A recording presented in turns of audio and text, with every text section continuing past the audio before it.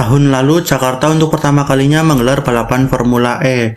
Balapan digelar di sirkuit Ancol yang bentuknya kayak kuda Ferrari yang lagi rebahan. Sirkuitnya non-permanen kayak sirkuit Formula E pada umumnya. Meskipun acaranya lancar dan penontonnya juga lumayan rame, tapi Formula E ini masih dipandang sebelah mata dan masih sedikit yang suka, terutama di Indonesia.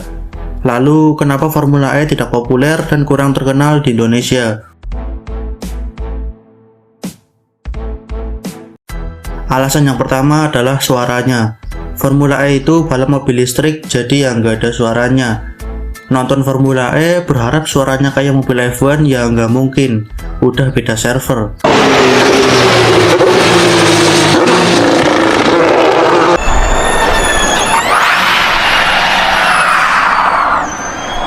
Orang Indonesia itu suka suara bising dari knalpot saat ada balapan, entah itu balap mobil atau balap motor.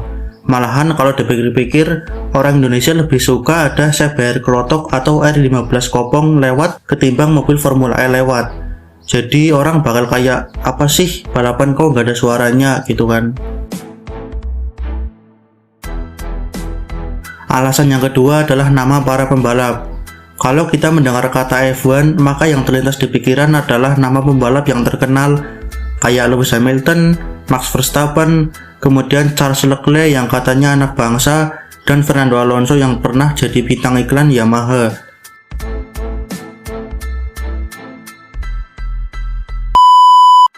Sedangkan MotoGP malah lebih familiar lagi, kayak Valentino Rossi yang sampai-sampai MotoGP juga disebut Motor Rossi. Kemudian ada Lorenzo, Stoner, sampai Marquez dan Pedrosa yang pernah jaipongan di Net TV. Hampir semua orang Indonesia familiar dengan nama-nama tersebut. Sedangkan pembalap Formula E boro-boro. Jangankan nama pembalapnya, Formula E itu apa aja kadang banyak yang masih belum tahu. Sebegitu asingnya formula geledek di masyarakat Indonesia. Sedangkan orang Indonesia lebih familiar dengan geledek yang ini. Alasan yang ketiga adalah dramanya. Sebelum sirkuit Formula E dibangun di Ancol, awalnya lokasi sirkuit berada di kawasan Monas.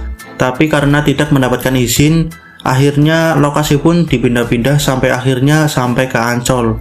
Selain itu, isu-isu korupsi sampai harus diperiksa KPK juga menambah masalah. Sebegitu rumitnya mempersiapkan event Formula E.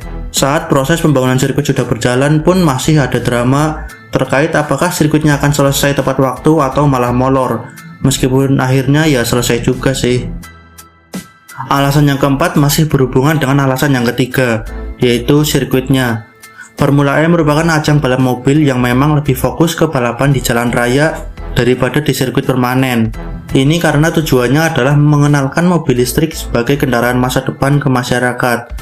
Orang Indonesia itu familiar dengan yang namanya balapan ya di sirkuit, bukan di jalan raya yang dijadikan sirkuit kayak biasanya ngabers-ngabers kalau pas San Mori. Sirkuit Ancol memang sebenarnya permanen, tapi nggak permanen banget juga.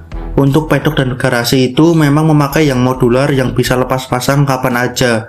Emang udah dari sananya kayak gitu. Jadi bagi netizen yang suka banding-bandingin sirkuit Mandalika dengan sirkuit Ancol, karena Ancol pedoknya itu udah nggak ada, nih tak kasih tahu.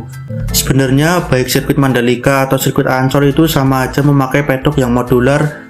Cuma bedanya itu Mandalika itu masih terpasang sampai sekarang, sedangkan Ancol itu dilepas. Jadi sebenarnya ya sama aja. Alasan yang kelima adalah balapannya. Yang namanya balap mobil itu pasti nyalipnya rada susah soalnya ukurannya lumayan gede. Jadi wajar apabila balap Formula E itu tidak seseru MotoGP yang sering ditonton orang Indonesia. MotoGP balapannya selalu intens dan hampir selalu ada salip-salipan di setiap bagian sirkuit.